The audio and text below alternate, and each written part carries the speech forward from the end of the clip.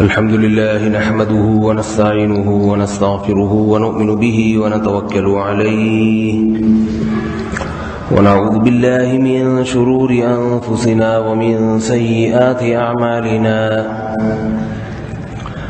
من يهده الله فلا مضل له ومن يضلله فلا هادي له ونشهد أن لا إله إلا الله وحده لا شريك له ونشهد أن سيدنا وحبيبنا وشفيعنا وسندنا محمدا عبده ورسوله صلى الله تعالى عليه وعلى آله وأصحابه وبارك وسلم تسليما كثيرا كثيرا.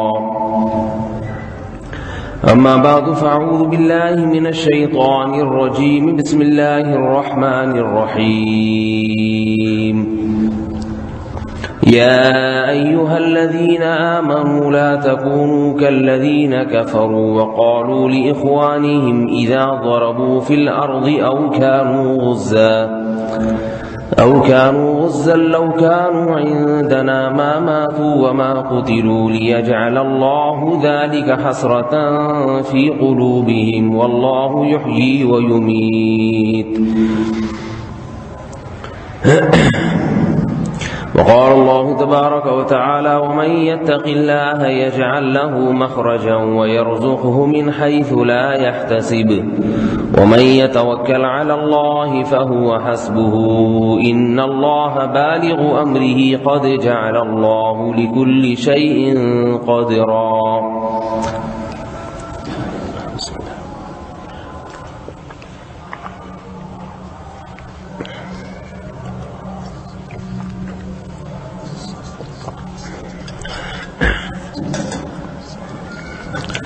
قرآن مجید کی 2-3 آیات تلاوت کی ہیں. اللہ تعالیٰ صحیح طرح سے بات کہنے کی، سننے کی، سمجھنے کی اور عمل کی توفیق عطا فرمائے. پچھلے درس میں پچھلے جمعے بیان شروع کیا تھا اللہ تعالیٰ پر اعتماد، اللہ کی ذات پر توکل.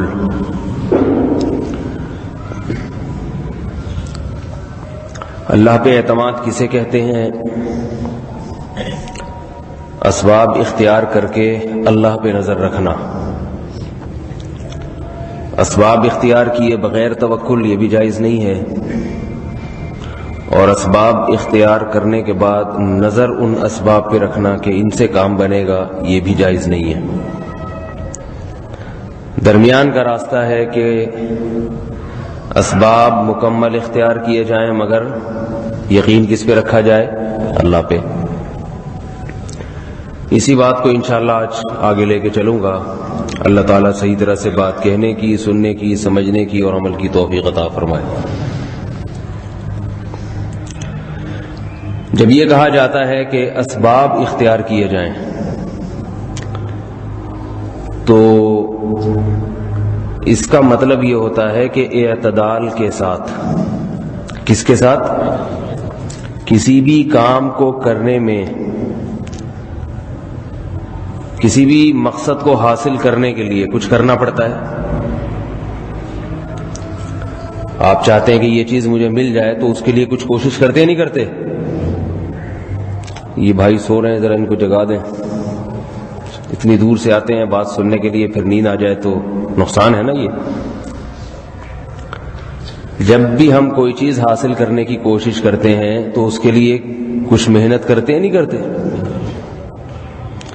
تو وہ محنت تو کرنا ضروری، یہ تو بیان ہو گیا کافی تفصیل سے. لیکن کتنی محنت، کتنی، کس قدر، یہ بہت اہم نقطہ ہے. جن لوگوں کی نظر ساری محنت پر ہوتی ہے کہ محنت ہی سے سب کچھ ہوتا ہے تو وہ محنت بے تحاشا کرتے ہیں. بے تحاشا کا بھی مطلب، بے تحاشا کا مطلب یہ ہے کہ اعتدال، میانہ روی کا راستہ اس میں چھوڑ دیتے ہیں. وہ یہ بھول جاتے ہیں کہ ہم جس چیز کو حاصل کرنے کے لیے محنت کر رہے ہیں اس چیز کے حاصل کرنے کا مقصد کیا تھا۔ ایک آدمی دولت کے حصول کے لیے محنت کرتا ہے تو دولت کے حصول سے بھی تو کوئی مقصد ہوگا نہیں ہوگا۔ کیا مقصد ہوتا ہے دولت کے حصول سے؟ پرسکون زندگی، یہی ہے یا نہیں؟ یہ کچھ اور ہے۔ دولت کا مقصد کیا ہے؟ پرسکون زندگی۔ اب محنت اتنی کر رہا ہے کہ زندگی کا سکون برباد کر دیا اس نے، تو ایسی دولت سے فائدہ کیا؟ گدھا بن گیا محنت کرتے کرتے۔ تو گدھے کو آپ اگر کروڑ روپے کا چیک دے دیں، 1 کروڑ کا چیک گدھے پہ رکھ دیں تو گدھے کو اس کا فائدہ ہے تو گدھا ہی نا۔ آپ کو نہیں کہہ رہا، آپ لوگوں کو، ان لوگوں کو کہہ رہا ہوں جو اعتدال سے ہٹ کے محنت کرتے ہیں۔ اگر آپ میں سے کوئی کرتا ہے تو پھر میرا قصور نہیں ہے اس میں۔ خرکار کا گدھا ہوتا ہے نا، جیسے گدھے گاڑی والے کا، صبح سے لیاری میں جا کے دیکھیں، صبح سے جو وہ گدھا بیچارہ وزن اٹھانا شروع کرتا ہے رات تک اٹھاتا ہی رہتا ہے۔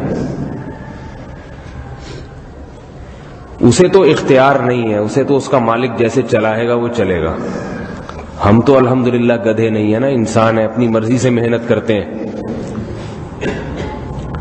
تو دولت کمانے میں اتنی محنت کہ اپنا سکون برباد ہو جائے، دماغ خراب ہونا شروع ہو جائے، ایسی دولت پہ 100 لعنت۔ بول دیں آپ لوگ بھی زبان سے، ایسے پیسے پہ 100 لعنت۔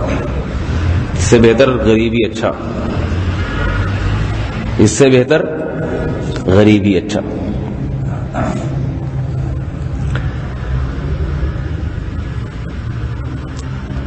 ایک تو یہ بات ہوئی کہ ذہنی سکون برباد ہونا شروع ہو جائے۔ اسی طرح دوسری چیز، دولت کے لیے اتنی محنت کرنا کہ اس سے صحت خراب ہونا شروع ہو جائے۔ مزہ تو بہت آ رہا ہے، صحت آہستہ آہستہ جواب دے رہی ہے، آرام کا مکمل ٹائم نہیں مل رہا۔ سمجھ رہے بات کو؟ آرام کا ٹائم نہیں مل رہا۔ تو یہ بھی اس کی علامت ہے کہ اس کی یہ محنت اسباب سے بڑھی ہوئی ہے، اور یہ سمجھتا ہے کہ ہوگا کس سے؟ محنت سے ہوگا، تبھی سارا زور محنت پر ہے۔ اللہ کے حکم جو اللہ نے حکم دیا نا، اعتدال، یہ اعتدال کا اللہ نے حکم دیا ہے۔ حدیث میں آتا ہے اجملوا فی الطلب وتوکلوا علیہ، کسی چیز کو طلب کرنے میں اعتدال سے کام لو۔ اور جب دماغ میں یہ بات ہے کہ نہیں، دوسرا تو دن رات ایک کر رہا ہے اور میں صحت کا بھی خیال کر رہا ہوں، آرام کا بھی خیال، ذہنی سکون کا بھی، تو وہ مجھ سے آگے نہ نکل جائے، تو اس کا جواب اگلے ٹکڑے میں دیا، فرمایا وتوکلوا علیہ، اللہ پر اعتماد کرو۔ اللہ کھلانا چاہے گا اسی میں کھلا دے گا، اور وہ اس کو آگے نہیں بڑھنے دے گا، اسی تھوڑے میں ہی تمہیں بہت کچھ کروا دے گا۔ اور نہیں چاہے گا تو جتنی بھی کر لو، اتنے کے اتنے ہی رہو گے، اس سے بھی پیچھے آ جاؤ گے۔ تو جب اصل خزانے ہیں ہی اللہ کے ہاتھ میں، اصل رزق کی کنجی ہے ہی اللہ کے ہاتھ میں، تو میں اس طرح سے کروں کام جس طرح سے اللہ نے مجھے اجازت دی، خوش بھی رہوں گا اس سے، جتنا ملے گا اس پہ صبر کی توفیق بھی مل جائے گی۔ بھائی اللہ نے اتنا ہی دینا تھا، اس سے زیادہ دینا ہی نہیں تھا۔ یہ بات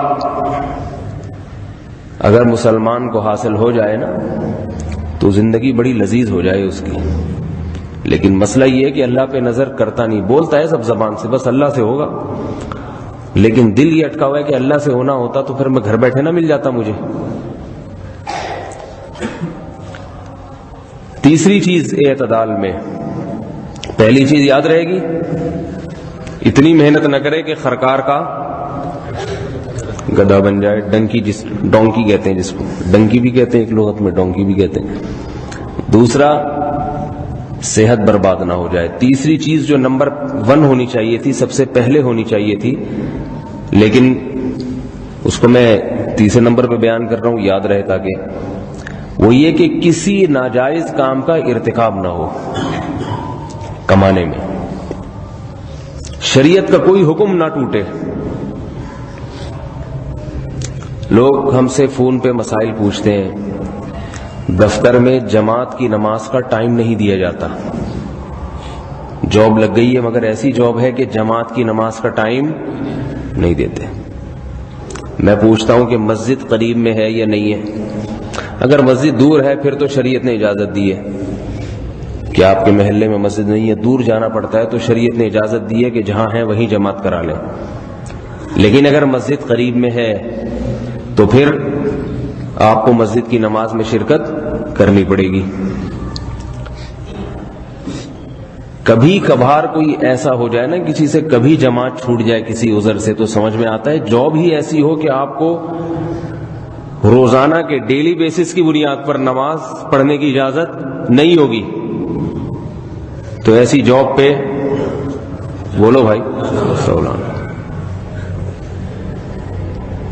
پھر یہاں توکل کا حکم آپ کی طرف متوجہ ہوگا. جس کو یقین ہے کہ اللہ کھلائے گا تو وہ جاب چھوڑ دے گا، اور جو یہ سمجھتا ہے کہ نہیں اللہ تو کھلا نہیں سکتا، اللہ تو بس احکامات دیتا ہے، باقی دنیا میں پیدا کر دیا چھوڑ دیا ہمیں، تو وہ پھر نماز چھوڑ دے گا اور جاب کی فکر کرے گا. ایک صاحب بے نمازی تھے، ان کو جاب کی آفر آئی اسلام آباد سے کسی ملٹی نیشنل کمپنی سے، بہت اچھی جاب لگ گئی ان کی. سلیکشن کے لیے جب گئے ہیں انٹرویو دینے کے لیے تو انٹرویو میں کامیاب ہوئے، لیکن انٹرویو لینے والے نے ان سے کہا کہ آپ کو نماز پڑھنے کی اجازت نہیں ہوگی جاب کے دوران، یہ ذہن میں رکھیے. وہ صاحب بے نمازی تھے، نماز ویسے ہی نہیں پڑھتے تھے وہ، تو کہنے لگے میں ایسی جاب پہ 100 لعنت بھیجتا ہوں. تو ان کے رشتہ داروں نے پوچھا کہ تم تو ویسے ہی نماز نہیں پڑھتے، ویسے کون سا پڑھتے ہو؟ تو کہنے لگا اللہ نے مجھے حکم دیا، میں اللہ کا بندہ ہوں، گناہگار ہوں، نہیں پڑھ رہا، وہ اللہ میرا معاملہ ہے، لیکن کسی کے مشورے سے چھوڑ دوں؟ سمجھ میں آ رہی ہے بات؟ رزق میں یہ پابندی ہو کہ نہیں پڑھے گا نماز، ایسی جاب جس میں نماز کی اجازت نہ ہو اور کسی انسان کے کہنے سے چھوڑ دوں، یہ مجھ سے نہیں ہو سکتا. یہ پھر غیرت کا معاملہ ہے. بے نمازی تھا مگر غیرت تھی اس میں. یہاں ایک اور مسئلہ سمجھ لیں. بعض لوگ شادی کرتے ہیں، رشتہ بھیجتے ہیں کہیں، لڑکی والے بتاتے ہیں کہ لڑکی پردہ کرے گی،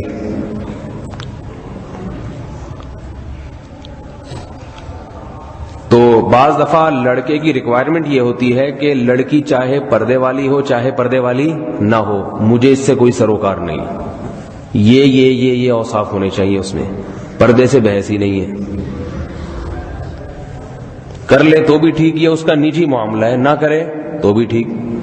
دیندار آدمی تو کیا کہتا بھی پردے والی ہو، لیکن جو عام طور پہ نوجوانوں کا ایک بڑا طبقہ ہے آج کل دینداری نہیں ہے، تو وہ کہتے ہیں بھائی ہمیں اس سے کوئی سروکار نہیں ہے، وہ پردہ کرے گی یا نہیں کرے گی. لیکن بعض ایسے بدبخت ہوتے ہیں، وہ یہ شرط لگاتے ہیں کہ اس شرط پہ کریں گے کہ پردہ نہیں کرے گی.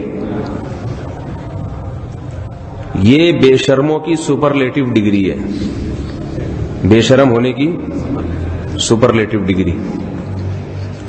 کمپیریٹو ہوتی تھا تو اس کی بے شرمی کو کمپیئر کر لیتے کسی اور بے شرم کے ساتھ، زرداری کے ساتھ کمپیئر کر لیتے کہ دونوں میں سے کون زیادہ بے شرم ہے. کیا خیال ہے؟ لیکن یہ اس کو کمپیئر کر ہی نہیں سکتے، کمپیریٹو ڈگری سے باہر نکل گیا. بتاؤ یہ کفر نہیں ہے؟ اسلام سے اتنی نفرت، اتنی نفرت. ایک ہے خود عمل کرنا، اس میں انسان سے کوتاہی ہوتی ہے کیونکہ محنت کرنی پڑتی ہے عمل کے لیے، کوئی عمل کرتا ہے، کوئی نہیں کرتا، کوئی نماز پڑھتا ہے، کوئی جو ہمت والے ہیں پڑھتے ہیں، کم ہمت کہتے ہیں بھائی پڑھنی چاہیے مگر پڑھی نہیں جاتی. آپ بہت اچھا کر رہے ہیں نماز پڑھ کے، بڑی خوشی ہوتی ہے آپ کو دیکھ کے، بس آپ ہی سر پہ ہاتھ پھیر دیا کریں، ہمارے دعا کر لیا کریں. اور ایک اسی طرح پردہ کرنا عورت کا کام ہے. مشکلات میں تو عورت آتی ہے نا، بیوی کو بیچاری کو مشکلات ہوں گی جب وہ پردہ کرے گی، اس کو مشکلات ہوں گی. آپ کو ایک پکی پکائی روٹی مل رہی ہے، با پردہ عورت مل رہی ہے جس پہ محنت نہیں کرنی آپ کو، اور آپ یہ شرط لگا رہے ہیں کہ اس شرط پہ کروں گا کہ یہ پردہ نہیں کرے گی. خدا کو کتنا غضب آئے گا سوچو. جس اللہ نے بنایا، پیدا کیا، بالغ کر دیا، آپ کو مرد بنایا، اگر وہ نامرد بنا دیتا پھر کوئی دیتا اپنی لڑکی؟ پھر نہ باپردہ ملتی نہ بے پردہ ملتی. نکاح کی زندگی سے جوڑ دیا اللہ نے. وَلَقَدْ كَرَّمْنَا بَنِي آدم، اللہ فرماتے ہیں ہم نے بنی آدم کی بڑی عزت کی ہے. اس عزت میں ایک یہ بھی ہے کہ اللہ اس کو فیملی کی شکل میں جوڑ دیتے ہیں، شادی بیاہ ہو جاتا ہے. فَجَعَلَهُ نَسَبًا وَصِهْرًا، فرمایا سسرال والا خاندان دے دیتے ہیں اس کو ہم، تو یہ عزت ہو جاتی ہے انسان کی معاشرے میں. داماد جب شادی سے پہلے اس کی حالت ہوتی ہے، اگر وہ آ جائے سسر صاحب کے گھر میں، کوئی رشتہ طے نہیں ہوا، کوئی بات نہیں، کون صاحب ہے وہیں کیوں آ رہے ہیں، گھسنے دے گا اس کو گھر میں؟ چلو شاباش. دوبارہ گلی کے نکڑ پہ بھی نظر نہیں ہے، کوئی نکڑ پہ کھڑا ہوا بھی نظر آ جائے 2 سے 3 دفعہ تو رابطہ کرتے ہیں بھائی اس بندے کی تحقیق کرو، یہ ادھر کیوں گھوم رہا ہے اس گلی میں، کیا لگتا ہے ہمارا. گیٹ کھٹکھٹانا یا نوک کرنا تو دور کی بات ہے. جب رشتہ ہو گیا تو جی داماد صاحب آئے ہیں، ذرا خیال کرو ان کا، بیٹی دیوی ہے ورنہ یہ سارا غصہ ادھر اتارے گا جا کے. نالائق چائے کا بھی پوچھا جا رہا ہے. ہم نے ایسے ایسے نالائق داماد دیکھے ہیں، آ گئے پاؤں پھیلا کے لیٹ گئے. یہ ذاتی مشاہدے کی بات کر رہا ہوں میں، کوئی ہوائی باتیں نہیں کر رہا. اب وقت پہ اگر چائے گھر میں نہیں ملتی، ابا اماں کے گھر میں نہیں ملتی کبھی بھی، جا کے لیٹ گئے تکیہ لگا کے. اب اگر چائے بننے میں تھوڑی تاخیر یا کسی سالی نے پوچھنے میں دیر کر دی تو ناک پہ مکھی بٹھا لیتے ہیں. میں اس گھر میں آتا ہوں مجھے کوئی پوچھتا ہی نہیں ہے، ذلیل ہونے کے لیے تھوڑی آتا ہوں یہاں پہ میں. بیٹے کی اتنی عزت نہیں ہو رہی ہوتی جتنی دامادوں کی ہوتی ہے. تو میرے بھائی یہ جو خاندان میں انسان جڑ جاتا ہے یہ کس کی نعمت ہے؟ اللہ کی نعمت ہے، اللہ کی نعمت ہے. تو عین اس وقت جب اللہ کی نعمت مل رہی ہو انسان کو، اس وقت اللہ کی نافرمانی کی شرط لگا دے کہ ایسی عورت کو قبول کروں گا جو خدا کی باغی ہو، فرمانبردار ہے، وہ مجھے قبول نہیں ہے. یہ ایسے ہے جیسے کوئی شخص یہ کہے کہ میں شادی کرنا ہے، نمازی مل جائے تو ٹھیک ہے، نہیں ملے تو بھی ٹھیک ہے، جیسے آج کل ایک لوگوں کا حساب کتاب ہے. لیکن ایک آدمی شرط لگا رہا ہے کہ نمازی ہوگی پھر نہیں کروں گا میں، تو یہ بدبخت ہوگا ہی نہیں ہوگا. اس کا مطلب اس آدمی کو نماز سے نفرت ہے. تو ایسے آدمی کے بخشش کے چانسز نہیں ہیں، یاد رکھو. ایسے آدمی کی بخشش کی امیدیں نہیں ہیں. اللہ تعالیٰ کہے گا تو نماز چھوڑ دیتا، مجرم سمجھتا اپنے آپ کو، تو شاید کوئی کھانچا نکل آتا. لیکن تو نماز سے نفرت کرتا ہے، میرے حکم سے نفرت کرتا ہے، مجھے ظالم سمجھتا ہے کہ میں نے اپنے بندوں کو ایسے احکامات کیوں دے دیے جو غلط تھے. تو خدا کے لیے اپنے ایمان کو سلامت رکھیں، اپنے ایمان کو سلامت رکھیں. شریعت پہ عمل نہ کرنا الگ جرم ہے، اور شریعت کے مخالفت کرنا اور شریعت کے احکام کا مذاق اڑانا، ان کو برا سمجھنا، ان کو غلط سمجھنا، یہ ناقابل معافی جرم ہے. یہ ناقابل معافی جرم ہے. گھروں میں بعض دفعہ بیوی چاہتی ہے کہ اپنے دیوروں سے پردہ کرے، شوہر اجازت نہیں دیتا. ایسی خواتین ہمارے علم میں ہیں جو پردہ کرنا چاہتی ہیں اپنی دیور سے، دیور اور جیٹھ وغیرہ سے. شوہر درمیان میں رکاوٹ ڈالتا ہے کہ نہیں جی میرے گھر کا ماحول خراب ہو جائے گا، میرے گھر کا ماحول خراب ہو جائے گا. تو میں یہ عرض کر رہا تھا کہ کوئی ایسا کام کرنا جس سے اللہ ناراض ہوتا ہو، مال کمانے میں، مال کے حصول کی تلاش میں، تو یہ بھی اس کی علامت ہے کہ آپ کی نظر اللہ تعالی پر نہیں. آج 2 نمبری کا کام بہت ہو رہا ہے، لوگ جھوٹ بول کے مال بیچتے ہیں اور ان کا خیال یہ ہے کہ سچ بول کے بیچنے کی کوشش کی تو بکے گا ہی نہیں. تو ہم ایسے لوگوں سے کہتے ہیں آپ اگر سچ نہیں بول سکتے نا، اتنی ہمت نہیں ہے تو جھوٹ بھی نہ بولیں. گاہک کو، کسٹمر کو یہ کہہ دیں یہ ہے، یہ اتنے کی ہے، وہ کہے گا جاپان کی ہے، فرانس کی، آپ بولو بھائی سامنے نظر آ رہا ہے جو یہ ہے، زیادہ اس کو بتانے کی ضرورت نہیں ہے. تو یہ آخری درجہ ہے. اصل تو یہ کہ صاف صاف بتا دیں بھائی یہ چائنا کا 2 نمبر مال ہے، ٹھیک ہے نا، یہ چائنا کا 2 نمبر مال ہے. لیکن اتنا دم اگر نہیں ہے تو کچھ بھی نہ بولے بھائی یہ پڑا ہوا ہے دیکھ لو، بھائی اتنے لوں گا اس کے، اتنے پیسے اس کے لوں گا، سمجھ میں آتا ہے ٹھیک ہے، نہیں آتا 2-4 دن گاہک کسٹمر غائب ہوں گے، اس کے بعد پھر آنا شروع ہو جائیں گے. شروع میں تھوڑے سے بھاگتے ہیں، اس کے بعد پھر کہتے ہیں آدمی کھرا ہے، جو کہہ رہے وہی ہے سامنے. اللہ رزق کے دروازے کسی پہ بند نہیں کرتے. یہ جو میں نے آیت پڑھی، فرمایا ان اللہ بالغ امرہ، اللہ تعالیٰ اپنے کام کو کر کے چھوڑتے ہیں. قد جعل اللہ لکل شیء قدرا، لیکن اللہ نے ہر چیز کے لیے ایک وقت متعین کیا ہے. تو ہم یہ چاہتے ہیں کہ جس ٹائم میں چاہ رہا ہوں اس ٹائم ہو، اللہ کہتے ہیں نہیں، جس ٹائم میں چاہوں گا اس وقت میں ہوگا، اور اس وقت میں ہونے میں مصلحت اور حکمت ہوتی ہے. تو توکل میں تیسری چیز، کوئی ایسا کام نہ کیا جائے ملازمت کے دوران. پہلی بات تو ملازمت حلال ہو، کمانے کا طریقہ حلال ہونا چاہیے. طریقہ ہی حرام ہے اگر، پھر تو سارا آوے گا آوے بگڑ گیا. بینک میں جاب کر رہا ہے، سعودی بینک میں، انشورنس کمپنی میں جاب کر رہا ہے، یا یہ کہ اور کسٹم میں ملازم ہے اور تنخواہ سے اضافی آمدن کسٹم والوں کی ماشاءاللہ اتنی ہوتی ہے کہ وہ ویسے تو ان کو اپنی تنخواہوں کا تو پتہ ہی نہیں ہوتا کسٹم والوں کو ہماری تنخواہ کتنی. پولیس والے ماشاءاللہ چند ایک کو چھوڑ کر رشوتوں پہ سارا دن رشوت لے رہے ہیں، سارا دن رشوت لیتے ہیں. آپ دیکھیں صبح صبح جو ٹرالر گزر رہے ہوتے ہیں، ٹرک گزر رہے ہوتے ہیں، اب تو کاغذات چیک کرنا، لائسنس چیک کرنا ایک پرانے زمانے کی، پرانے وقتوں کی بات ہے.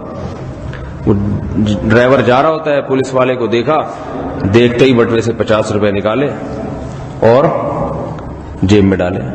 جو لانگ روٹ پہ جو ٹرالر وغیرہ چلتے ہیں، کنٹینر لے کے جاتے ہیں، ان میں تو باقاعدہ یہ ایک سسٹم بنا دیا گیا ہے کہ پولیس والا جب آپ سے رشوت لے گا تو ایک پرچی آپ کو دے دے گا، سرٹیفکیٹ کہ میں نے لے لی ہے، تاکہ اگلے چوک پہ آپ کو کوئی نہ روکے. سمجھ رہے ہیں نا؟ یہ جو ٹرالر والے جا رہے ہوتے ہیں نا لانگ روٹ پہ، یہ رسیدیں لے کے جا رہے ہوتے ہیں، یا تو پیسے دکھاؤ یا وہ رسید دکھاؤ. تو وہ رسید دکھا دیتے ہیں، بھائی پیچھے پرچی بن چکی ہے، چلو بھائی جاؤ. حرام کھانے کو جرم ہی نہیں سمجھا جاتا. ان کا یہ عذر ہے کہ ہماری تنخواہیں اتنی کم ہیں کہ ہم اس کم تنخواہ میں گزارا نہیں کر سکتے. یہ بہت بڑا جھوٹ ہے، یاد رکھو. ایک پولیس والے کی تنخواہ کتنی ہوتی ہے؟ کم سے کم جی 15,000 سے شروع ہوتی ہے. اس کے علاوہ میڈیکل فری اور باقی چیزیں بھی بہت کچھ ہوتا ہے. تو مجھے ایسے موقع پر یاد آتا ہے حضرت یہ وَإِلَىٰ مَدْيَنَ أَخَاهُمْ شُعَيْبًا، حضرت شعیب علیہ الصلوۃ والسلام نے اپنی قوم سے کہا تھا کہ تم ناپ تول میں کمی کیوں کرتے ہو؟ تو وہ قوم نے جواب میں کہا کہ ہمارا گزارا نہیں ہوتا. اگر ہم صحیح طریقے سے بزنس کرنا شروع کر دیں لوگوں کو دھوکہ دیے بغیر تو ہمارا گزارا نہیں ہوتا. تو حضرت شعیب علیہ السلام نے کہا انی اراکم بخیر، میں دیکھتا ہوں تم سب کھاتے پیتے لوگ، کوئی ایک بھی ایسا نہیں ہے جسے کھانا نہ ملتا ہو، بھوکا سوتا ہو، سب پیٹ بھر کے سوتے ہو، رہائش کا بھی انتظام ہے اور خوراک کا بھی انتظام ہے، تو پھر ایسا کیوں کر رہے ہو؟ قحط کا زمانہ نہیں ہے. رشوت اس وقت کوئی لے رہا ہو کہ قحط پڑا ہوا ہے، کچھ کھانے کو نہیں ہے، پھر کوئی کسی سے روٹی چھین کے کھا رہا ہو، غربت کی وجہ سے کہ 3 دنوں کا فاقہ ہے، تو بات سمجھ میں آتی ہے. ہر شخص کھا رہا ہے. شادیوں میں دیکھیں نا، اگر غریب ہیں تو یہ شادیوں میں کے لیے اتنا پیسہ کہاں سے آ جاتا ہے. ایک صاحب مجھے کہنے لگے، ہمارے ہی شاگرد تھے، کہنے لگے کہ بہت مشکل ہے گزارا، بہت مشکل ہے، شادی کے بعد گزارا بہت مشکل، بڑا خرچہ. میں نے کہا کیا ہو گیا بھائی، کتنا؟ آپ کے تو ابھی اولاد بھی نہیں، ابھی شادی ہوئی آپ کی، ایک بیوی ہے، اولاد بھی نہیں، تو کیا اتنی ٹینشن؟ بڑی مہنگائی ہے بھائی. کہنے لگے بڑا پھنس گیا ہوں شادی کر کے، نہیں کرنی چاہیے. تو میں نے کہا کیوں؟ کہہ رہے ہیں یار اتنی آمدن میں نہیں کرنی چاہیے آدمی کو جتنی میری ہے. اپنے بارے میں کہہ رہے تھے جتنی میری ہے اتنی آمدن میں نہیں کرنی چاہیے. میں نے کہا مجھے سچ سچ بتاؤ تم نے ولیمہ کتنے کا کیا ہے؟ 4-5 لاکھ روپے اڑائے ہیں ولیمے میں؟ کہہ رہے ہیں ہاں یار وہ تو مجبوری تھی. تو میں نے کہا 4-5 لاکھ روپے اڑانے کا پیسہ جس کے پاس ہوتا ہے نا، اس کی آمدن تھوڑی نہیں ہوتی، یہ بات یاد رکھو. اس کے پاس 20 لاکھ ہوتے ہیں بلکہ زیادہ ہوتے ہیں، تو 4-5 لاکھ ولیمے میں لگا دیتا ہے وہ. تو ہم لوگوں کے سامنے جھوٹ بول کے ان کو بیوقوف بنانا آسان ہے، اللہ کو دھوکہ نہیں دیا جا سکتا. تو میں یہ کر رہا تھا کہ اللہ پہ اعتماد اور توکل میں سب سے اہم ترین چیز کیا ہے؟ کمانے میں شریعت کے کسی حکم کو نہ توڑے، شریعت کے کسی حکم کو نہ توڑے. جماعت کی نماز کی پابندی کرے، جاب کر رہا ہے یا کوئی بزنس کر رہا ہے، دکان کے باہر لائن کتنی ہی لمبی لگی ہو، جب اذان ہو جائے، نماز کا وقت ہونے لگے، شٹر گرائے اور چلا جائے. حضرت عبداللہ ابن عمر رضی اللہ تعالی عنہ ایک مرتبہ بازار میں جا رہے تھے، رسول اللہ صلی اللہ علیہ وسلم کے انتقال کے بعد کی بات ہے. وہ دور تھا خیر القرون کا، بہترین دور. جیسے ہی اذان کی آوازیں آئیں مسجدوں سے، سب تابعین تبع تابعین کا دور تھا بہترین، سب نے دکانیں بند کی اور مسجدوں کی طرف بھاگنے لگے. 100% لوگ نمازی تھے اس وقت، 100%. سب کاروبار ختم، مسجد کی طرف بھاگ رہے لوگ. حضرت عبداللہ بن عمر نے اس آیت کی تلاوت کی اور فرمایا یہ آیت انہی لوگوں کے بارے میں نازل ہوئی ہے.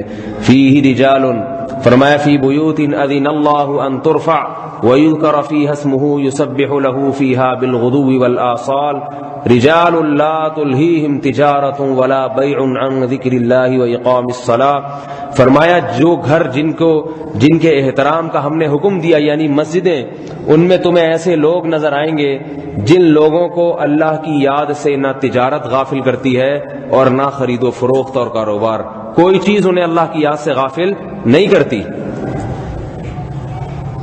یہ نہیں فرمایا کہ یہ لوگ ایسے ہیں جو تجارت کرتے ہی نہیں ہیں، یہ بھی نہیں فرمایا کہ یہ لوگ ایسے ہیں جو خرید و فروخت اور شاپنگ کرتے ہی نہیں ہیں.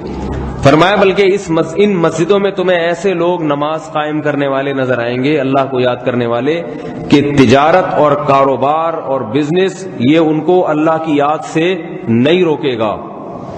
حالانکہ تجارت، بزنس، کاروبار میں اتنی اٹریکشن ہے کہ یہ چیزیں انسان کو عبادت گاہوں سے دور کرتی ہیں، قریب نہیں کرتی. لیکن اللہ نے فرمایا کہ یہ تجارت کو چھوڑ کے نہیں آتے کہ تجارتیں کرتے ہی نہ ہوں. ایک آدمی تجارت کرتا ہی نہیں ہے، دنیا داری کرتا ہی نہیں ہے، اس کو تو پھر مسجد میں آنے میں کوئی تکلیف ہی نہیں ہے. کیا خیال ہے بھائی؟ بلکہ وہ تو گھر میں پڑا پڑا بیوی سے کوئی پھٹا ہوگا تو مسجد میں آ کے سکون ملے گا اس کو. جب آدمی 24 گھنٹے بیوی کے ساتھ گھر میں موجود رہے نا، تو یاد رکھو 3 دن عافیت کے ساتھ اگر گزر جائیں تو اس کو غنیمت سمجھو. تیسرے دن سورج غروب ہونے سے پہلے پہلے کوئی لڑائی ہو جاتی ہے. یہ نقطے کی بات بتا رہا ہوں، نوٹ کر لیں اس کو. مرد کے لیے اللہ نے کیا بنایا ہے؟ فطرت مرد کی ہے کہ صبح گھر سے نکلے کمانے کے لیے. ایسا نہ ہو کہ پان گٹکے کی دکان پہ جا رہا ہو، صبح گھر سے نکلے اور شام کو گھر لوٹے. اگر 24 گھنٹے جو گھر میں رہے گا نا تو جھگڑا ہو جائے گا.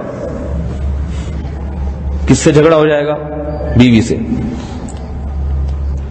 کیونکہ ساتھ رہتے رہتے رہتے رہتے پھر ایک دوسرے سے بیزار ہونا شروع ہو جاتے ہیں، تو پھر کس باتیں ایک دوسرے کی نوٹ کرنا شروع کر دیتے ہیں. پھر صبح جائے گا تو بیگم انتظار کرے گی نا، کافی ٹائم ہو گیا گئے ہوئے، اب آئیں گے، آج کھانا کھائیں گے. تو انتظار کرتی ہے بیگم، خوش ہوتی ہے ماشاءاللہ. کراچی میں کٹی پہاڑی سے گزر کے گئے اور واپس عافیت کے ساتھ لوٹ آئے. بنارس بھی جانا پڑا ان کو مگر الحمدللہ صحیح سلامت لوٹ آئے. اللہ کا شکر ادا کرتی ہے، اچھے طریقے سے بات چیت کرتی ہے. آپ بھی خوش ہوتے ہو کہ بھائی گیا تھا صبح، کوئی پتہ نہیں تھا کہ کل اخبار میں آؤں یا گھر آؤں گا، لیکن آپ واپس لوٹ آئے. آپ کو بھی خوشی ہوتی ہے بیوی بچوں کو دیکھ کے. محبت عزت کے ساتھ زندگی گزرتی ہے. جا ہی نہیں رہا، صبح اٹھا ہے پھر وہیں بیٹھ گیا، تو ایک دن 2 دن 3 دن پھر طبیعت اتنی حساس ہوتی ہے کہ ایک دوسرے کی باتوں کو نوٹ کرنا شروع کر دیتے. یہ کیا کہہ رہی ہے. ایک صاحب شپ پہ تھے، جاب کرتے تھے، تو انہوں نے کہنے لگے یار یہ شپنگ لائن بالکل اچھی نہیں ہے، شپنگ لائن جو ہے یہ اچھی نہیں ہے، وہی صحیح ہے صبح جاؤ رات کو واپس آؤ.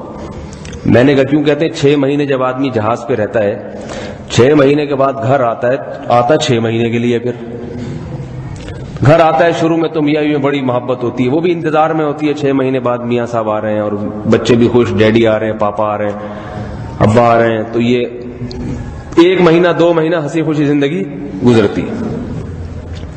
شوہر کی نظر میں بیوی کی خوبیاں ہوتی ہیں، خامیاں نہیں ہوتی ہیں. بیوی کی نظر میں شوہر کی خوبیاں ہوتی ہیں، خامیاں نہیں ہیں. اس کے بعد جب پڑھے پڑھے پڑھے پڑھے پڑھے تو وہ اپنی حالت بتا رہے تھے. تھوڑے دنوں میں پھر یہ شروع ہو جاتا ہے بیوی فجر میں اٹھ نہیں رہی نماز کے لیے،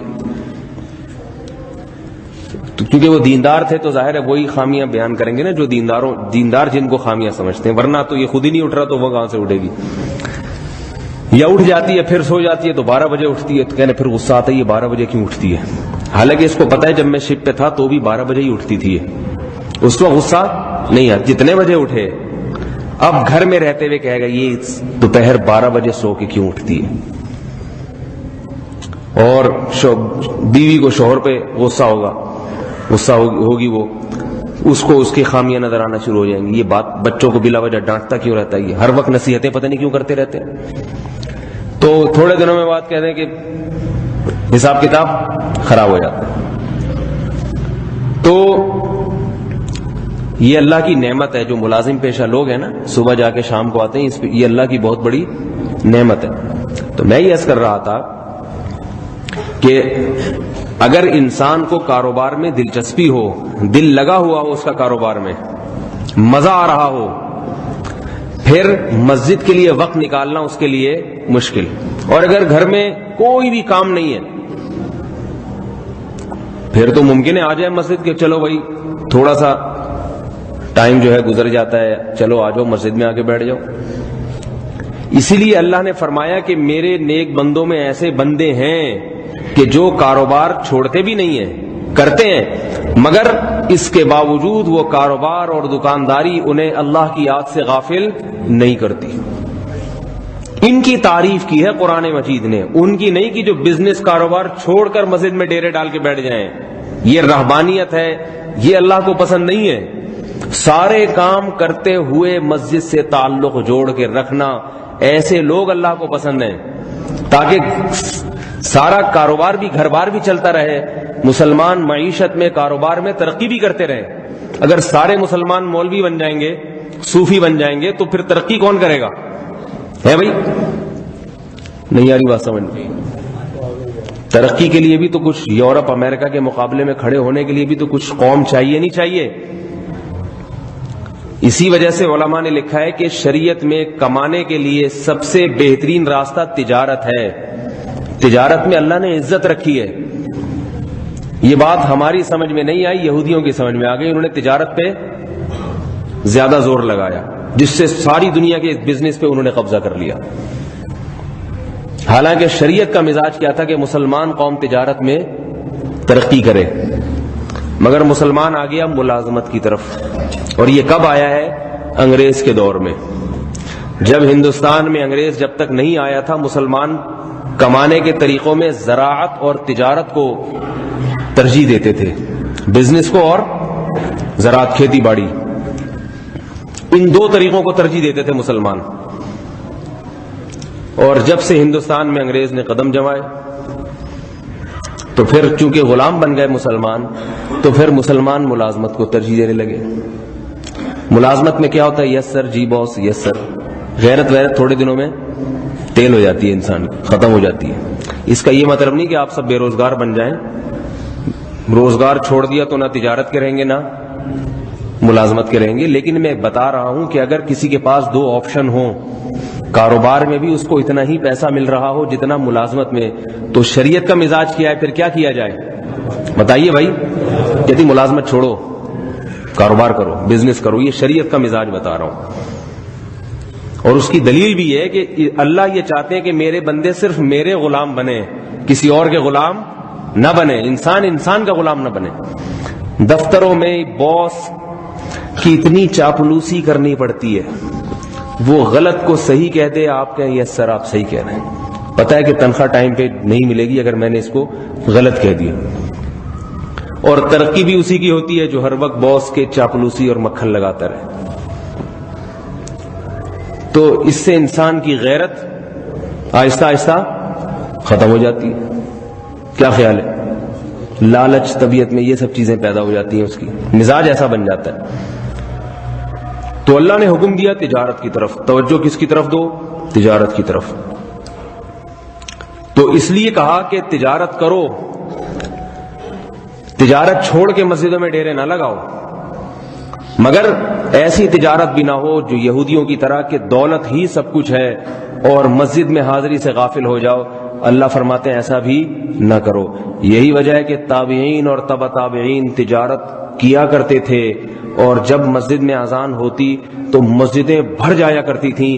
عبداللہ ابن عمر نے ان لوگوں کی تعریف کی اور فرمایا کہ یہی لوگ ہیں جن کی قرآن مجید کی ان آیات میں تعریف ہے. اللہ نے نمازیوں کی متعدد مقامات پہ قرآن مجید میں تعریف کی ہے جو نماز کے وقت مسجد میں آتے ہیں. ان میں ایک یہ مقام ہے، دوسرا ایک اور مقام فیہ رجال یحبون ان یتطہروا واللہ یحب المطہرین. فرمائیں مسجدوں میں جو رہنے والے لوگ ہیں، رہنے کا مطلب یہ نہیں کہ 24 گھنٹے رہ جاتے ہیں، 5 ٹائم وقت مقرر پر حاضری دینے والے لوگ. اللہ نے ان کی 2 کوالٹی بیان کی ہے قرآن مجید میں. ایک یہ کہ تجارت جس کی طرف پوری دنیا جا رہی ہے، جب اذان ہوتی ہے اس تجارت کو لات مار دیتے ہیں یہ لوگ. ان کو ہم نے ایسا جگر دیا، ایسا دل دیا اور ایسا قربانی کا جذبہ دیا ہے. تو بھائی یہ جذبہ ہونا چاہیے، ہمارے اندر نہیں ہونا چاہیے کہ اللہ ہماری قرآن مجید میں تعریف کرے. اور دوسرا نمازی کی جو اللہ نے صفت بیان کی ہے، فرمائے ان مسجدوں میں رہنے والے لوگ، ان میں ایک اور تمہیں صفت نظر آئے گی، یہ طہارت اور پاکیزگی سے محبت کرتے ہیں. سمجھ میں آ رہی ہے بات؟ یہ طہارت اور پاکیزگی سے محبت. نمازی آدمی اس کی فکر میں لگا رہتا ہے میرا لباس بھی پاک رہے اور میرا جسم بھی پاک رہے. اس کو پتا ہے بھائی اگر جسم ناپاک ہو گیا، کپڑے ناپاک ہو گئے تو نماز کے ٹائم پہ پھر میرے لیے مصیبت کھڑی ہو جائے گی. عام آدمی جو ہے نا جو بے نمازی ہے، اوپر سے کتنا ہی ایک نیٹ کلین نظر آ رہا ہو، جو بے نمازی آدمی ہے کتنا نیٹ کلین اوپر سے، کوئی بھروسہ نہیں اندر سے کیسا ہو گیا. اس لیے اوپر کا ہے ڈسٹیمپر. کیا خیال ہے؟ غلط تو نہیں کہہ رہا؟ تبھی فرانسیسیوں کے بارے میں اور چائنیز، کبھی چائنا چلے جائیں، اللہ نہ لے کے جائے. ہمارے ایک دوست ابھی چائنا سے ہو کے آئے ہیں، ممکن ہے یہاں بیان میں بیٹھے ہوئے بھی ہوں. وہ بتا رہے تھے کہ جتنے دور سے اچھے لگتے ہیں اتنے ہی قریب سے گندے لگتے ہیں، اندر سے اتنے ہی گندے. کیونکہ نماز روزہ کچھ بھی نہیں ہے، کوئی عبادت ایسی نہیں ہے جس کے لیے ان کو پاک رہنا پڑے. ان کی مذہبی عبادتوں کے لیے بھی طہارت ضروری نہیں ہے. مسلمان جس کو فجر میں بھی اٹھنا ہے نماز پڑھنی ہے اور عشاء میں بھی، رات دن کے دونوں سروں میں نماز پڑھنی اور درمیان میں بھی پڑھتی رہنی ہے، تو وہ کتنا ناپاک رہے گا بھائی؟ وہ رہ ہی نہیں سکتا بیچارہ ناپاک. کیا خیال ہے؟ نماز ہی قبول نہیں ہوتی طہارت کے بغیر. اسلام شروع طہارت سے ہوتا ہے. تبھی حدیث میں آتا ہے کہ جب کافر غسل کرے، اللہ کے نبی کافر اسلام قبول کرے، اللہ کے نبی سب سے پہلے اسے غسل کرواتے تھے، تو یہ پہلے غسل کرے وہ. تو اللہ نے مسجدوں کو آباد کرنے والوں کی ایک تعریف کیا کی، فیہ رجال، اس میں ایسے لوگ رہتے ہیں دیکھو دنیا کی قومیں جو صفائی پسند ہوتی ہیں ان کے بارے میں لوگ گواہی دیتے ہیں کہ فلاں بھی صفائی پسند ہے، فلاں بھی صفائی پسند. لوگوں کی گواہی جھوٹی ہو سکتی ہے، لیکن مسجدوں میں رہنے والوں کی گواہی قرآن مجید، اللہ تعالیٰ قرآن مجید میں دے رہے ہیں کہ تم یقین کرو نہ کرو، میں ان کے بارے میں گواہی دیتا ہوں کہ یہ لوگ طہارت اور پاکیزگی اور صفائی سے محبت کرتے ہیں، دل سے محبت کرتے ہیں یہ لوگ. اور آگے فرمایا کہ چونکہ یہ لوگ طہارت سے محبت کرتے ہیں تو یاد رکھو، آگے فرمایا واللہ یحب المطہرین، اللہ بھی پاک رہنے والوں اور صاف رہنے والوں سے محبت کرتا ہے. اللہ کو بھی گندے اور پلید لوگ پسند نہیں ہیں. بے نمازی لوگ، بے نمازی نوجوان بد نظری کرتا ہے سارا دن، اس بد نظری اور شہوت پرستی کی وجہ سے اس کا جسم، لباس، کپڑے ناپاک رہتے ہیں. اسے کسی تقریب میں جانا ہوگا، اسی گندگی میں پتلون چڑھائی، ایک کیا کہتے ہیں اس کو بھائی، پہن تو لیے میں نے لیکن نام نہیں آ رہا، کوٹ پہنا، ٹائی لگائی، اسپرے کیا، گیا بھائی، لوگ کہہ رہے ہیں ماشاءاللہ ماشاءاللہ کیا چمک رہے ہیں. یہ نہیں پتا کہ یہ چمک، بولو بھائی، اوپر اوپر سے. اور بے نمازی کتنا ہی میلا کچیلا آ جائے، جب نماز کے لیے کھڑا ہو گیا تو یقین ہے کہ اندر سے صاف ہے، یہ اندر سے، ورنہ نماز کیوں پڑھتا؟ نماز ہوتی نہیں ہے. اسلام میں صفائی اندر سے شروع ہوتی ہے، پھر باہر کی طرف آتی ہے. اور غیر مسلموں کی صفائی باہر سے شروع ہوتی ہے، اندر تک کسی کی پہنچتی ہے، اکثر تو بغیر پہنچے ہی دنیا سے چلے جاتے ہیں، پہنچتی نہیں اندر تک، نوبت ہی نہیں آتی. نمازی آدمی اپنے جسم کے غیر ضروری بال کو صاف کر کے رکھتا ہے، اس کو پتا ہے کہ نماز قبول نہیں ہوگی. بال بڑھ جائیں تو ایک حد ہے، اس کے بعد نماز ناجائز، اس کو کرنا پڑتا ہے یہ کام. تو اللہ تعالی نے کمانے میں، مال کمانے میں سب سے بڑی شرط کیا لگائی ہے؟ اعتدال سے ہو. اور اعتدال کا مطلب اللہ کے حکم کو اس میں توڑا نہ جائے، اللہ کے کسی حکم کی اس میں مخالفت نہ کی جائے. تو بھائی تھوڑی سی ہمت کر لو، یہاں جتنے لوگ بیٹھے، دیکھیں یہ بیان میں اگر آپ کو عمل کی توفیق نہیں مل رہی تو پھر بیان فضول ہے، صرف ایک جنرل نالج کی چیز بن جائے گا. تو تھوڑا سا ہمت کر کے کچھ عملی اقدام کریں آگے جا کے، تو پھر تو فائدہ بھی ہوگا، مجھے بھی ہوگا، آپ کو بھی ہوگا. وہ کیا ہے، ایک بات کا عزم کر لیں کہ جتنے بھی ملازم پیشہ لوگ ہیں یا جتنے بھی تجارت سے وابستہ لوگ ہیں، وہ کوشش کریں کہ انشاءاللہ کیسی ہی تجارت ہو، کیسی ہی دکان ہو، کیسا ہی کاروبار ہو، جماعت کی نماز کی پابندی کریں گے. ایک ہوتی ہے نماز اور دوسری کیا ہوتی ہے؟ جماعت کی نماز. ہاں یہ فقہاء نے اجازت دی ہے کہ مسجد اگر قریب میں نہیں ہے، دور مسجدیں ہیں تو پھر ایک الگ بات ہے، پھر جہاں موقع ملے وہیں جماعت کر لیں. تو انفرادی نماز سے بہتر ہے انسان جماعت سے نماز پڑھے. دفتر میں کچھ لوگ ہوتے ہیں، مل کے نماز پڑھ لیں. جن کی سمجھ میں بات آ جاتی ہے پھر وہ جماعت چھوڑتے نہیں. افغانستان میں جب طالبان کی حکومت تھی، اقوام متحدہ کا جب اجلاس تھا تو اس میں طالبان کے جو سفیر تھے وہ بھی تھے، لوگ تھے. تو جب اجلاس کے دوران نماز کا ٹائم ہوا تو اس واحد ملک افغانستان، جس کے سارے حکمرانوں نے، جتنے سفراء تھے، جتنے وزیر تھے، سب نے اقوام متحدہ کے دفتر میں جماعت سے نماز پڑھی. لوگوں کو شرم بھی آتی کہ یہ کیا کہیں گے. شرم پر ایک واقعہ سنا دوں صحابی کا. حدیث میں آتا ہے اذا سقط من يد احدكم اللقمه فليأكلها ولا يتركها للشيطان او كما قال صلی اللہ علیہ وسلم. کھاتے ہوئے اگر لقمہ ہاتھ سے نیچے گر جائے دسترخوان پہ، یہ اس لیے کہہ رہا ہوں اگر مٹی میں گر گیا یا ایسی جگہ جہاں پاؤں آ رہے ہیں لوگوں کے نجاست، وہ پھر ایک الگ معاملہ ہے. صاف جگہ ہے، لقمہ نیچے گر گیا تو نبی نے فرمایا اسے اٹھا کے کھا لو. یہ تکبر ہے نا کہ انسان نہیں کھا رہا، اللہ کی نعمت ہے، اس کو ضائع نہ کرو، کھا لو، اور اس کو شیطان کے لیے مت چھوڑو. روم اور فارس سے جب صحابہ کرام کی لڑائیاں ہوئی، بڑی بڑی سلطنتیں تھیں، جیسے آج امریکہ ہے اور آج جیسے یورپ ہے، ایسے طاقتور ممالک تھے یہ. تو مذاکرات کے لیے فارس کے بادشاہ نے ایک صحابی کو دعوت دی کہ بھئی پہلے کچھ بیٹھ کے بات چیت کر لیں، مذاکرات کر لیں، کہ جنگ کے بغیر ہی معاملہ حل ہو جائے۔ تو یہ صحابی چلے گئے، دسترخوان جب لگایا تو وہ بادشاہ نے انتظام بھی کیا، جو شاہی انتظام ہوتا ہے سفیروں کے لیے، یہ ہمیشہ سے ہوتا رہا ہے کہ سفیر کا اکرام کیا جائے۔ تو دسترخوان جب لگایا گیا اور خوب بہترین قسم کے کھانے اور لوگ بڑے اعلیٰ جو شاہی خاندان کے لوگ، تو یہ صحابی کھا رہے تھے کہ ان کے ہاتھ سے لقمہ زمین پہ نیچے گر گیا۔ تو یہ لقمہ جیسے ہی اٹھانے لگے، ان کے ساتھ ایک بیٹھے ہوئے تھے، وہ بھی مسلمان تھے، تابعی تھے غالباً، انہوں نے ان کو کوہنی ماری اور اشارہ کیا کہ یہ بڑے لوگ ہیں، اس حرکت کو بہت برا سمجھتے ہیں کہ جو زمین پہ گر گئی چیز اس کو آپ اٹھا کے کھا رہے ہیں۔ مطلب یہ کہ یہ اس ماحول کے لحاظ سے بالکل بھی مناسب نہیں ہے۔ گھر میں ہو جائے ٹھیک ہے، لیکن یہ بڑے لوگوں کی دعوت ہے، بڑے لوگوں کی، ان کے پھر حساب کتاب اسی قسم، یہ نیچ حرکتیں، یعنی یہ میں ان کی تعبیرات اپنے الفاظ میں کر رہا ہوں، ایک قسم کی یہ نیچ حرکت سمجھتے ہیں، غریبوں والا کام سمجھتے ہیں کہ نیچے گر گیا اور لقمہ اٹھا کے کھا رہے ہیں۔ تو جب ان کو تنبیہ کی، ان صحابی نے بڑی پیاری بات کی، فرمایا کہ ہم اللہ کے نبی کے طریقوں کو ان احمقوں کی وجہ سے نہیں چھوڑ سکتے۔ کیا جواب دیا؟ یہ فرعون متکبر لوگ، احمق اس لیے کہا کہ انسان کی اوقات اللہ چاہے 2 منٹ میں دکھا دیں، تو بادشاہت مل گئی، دولت مل گئی تو اپنی اوقات ہی بھول گیا، تو احمق نہیں ہے تو اور کیا ہے؟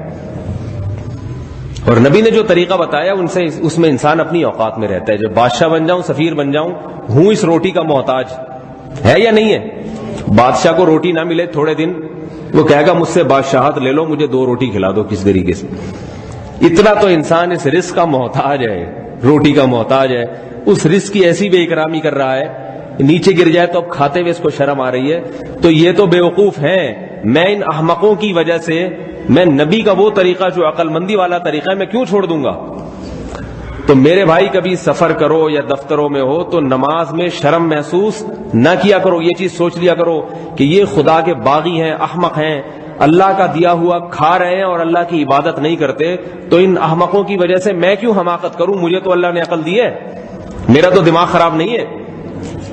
میں ایک دفعہ ٹرین میں سفر کر رہا تھا، فجر کی نماز کا وقت ہوا، تو جو ہے وہ مسئلہ یہ ہے کہ اگر ٹرین دیہات یا کسی گاؤں سے گزر رہی ہے جہاں مسجد نہیں ہے، شہر میں ہے اسٹیشن پہ، وہاں تو اذانیں ہو چکی ہوتی ہیں، جنگل میں سے گزر رہی ہے جہاں اذان نہیں ہوئی، تو مسئلہ یہ ہے کہ پھر نماز پڑھے انسان اذان کہہ کے، فرض نماز پڑھنی چاہیے اذان کہہ کے۔ تو مجھے تھوڑی سی ایک حیا سی آنے لگی طبی طور پر کہ سب سو بھی رہے ہیں، چلو اپنی نماز پڑھ لو، اب میں کھڑے ہو کر یہاں اذان کہوں گا، لوگ کہیں گے مولوی صاحب خیریت کیا ہو گیا؟ تو اذان کہتے ہوئے مجھے یہ واقعہ یاد آ گیا فوراً حضرت ان صحابی کا، انہوں نے فرمایا ان احمقوں کی وجہ سے، تو میں نے کہا اللہ ان احمقوں کی وجہ سے، یہ تو ہونا تو یہ چاہیے یہ بھی اٹھے نالائق کمبخت، تمہیں خدا آج اللہ یہ ٹرین کو کہیں ٹکرا دے، پھر سارے استغفر اللہ لا حول ولا قوت الا باللہ اللہ اکبر اور رونے لگیں گے نا اللہ کے سامنے، سب کو پھر اللہ یاد آئے گا۔ ابھی عافیت کی حالت میں سکون میں اللہ کو یاد کر لو، حدیث میں آتا ہے کہ اللہ کو مصیبت میں یاد، خوشی میں یاد کرو، اللہ مصیبت میں تمہیں یاد کرے گا۔ پھر خوشی میں چونکہ اللہ کو یاد کرتے نہیں ہیں تو پھر حساب کتاب جیسا نظر آ رہا ہے ویسا ہی ہوتا ہے۔ تو میں نے کہا یہ جب مجھے وہ صحابی کا واقعہ کہ یہ بیوقوف جب سوتے ہوئے شرم نہیں آ رہی ان کو، سارے نمازی ہیں، کوئی کافر غیر مسلم نہیں ہے، سارے نمازی، سارے کلمہ گو، سارے دفن بھی مسلمانوں کے قبرستان میں ہونا چاہتے ہیں، کسی عیسائی کے قبرستان میں دفن ہونا پسند نہیں کریں گے، سب کے نکاح مولویوں نے پڑھائے ہیں، مولوی صاحبان نے، کسی نے پادری نے پنڈت سے نکاح نہیں پڑھوایا، سب نے پیدائش کے بعد سب کے کانوں میں اذان کی گئی ہے، سب نے ختنے کروائی ہیں، اور سب جناب جو ہے نا کلمہ پڑھتے ہیں، فخر کرتے ہیں اس پہ، مسلم گھرانوں میں شادیاں کرتے ہیں، تو ساری علامتیں اسلام کی، مگر نماز کے وقت یہودی بن جائے گا، کوئی ہندو بن جائے گا، کوئی عیسائی بن جائے گا۔ تو جن کو شرم آنی چاہیے ان کو نہیں آ رہی، تو ہم کیوں شرمائیں بھائی؟ حضرت ابراہیم علیہ السلام نے اپنی قوم سے کہا تھا، ان کی قوم نے کہا کہ ان بتوں کی آپ مخالفت کرتے ہو، آپ کو ڈر نہیں لگتا؟ ان بتوں کی آپ مخالفت کرتے ہیں، آپ کو ڈر نہیں لگتا یہ بت آپ کو نقصان پہنچائیں گے؟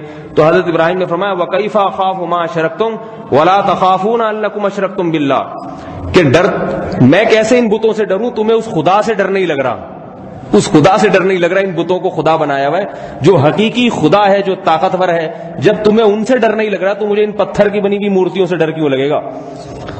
بعض دفعہ چور کوتوال کو ڈانٹنے لگتا ہے، چور کو پکڑ کے اندر کیس کیا آپ نے، چور ڈانٹ رہا ہے پولیس والے کو، تو یہ بیوقوف چور ہوگا نہیں ہوگا؟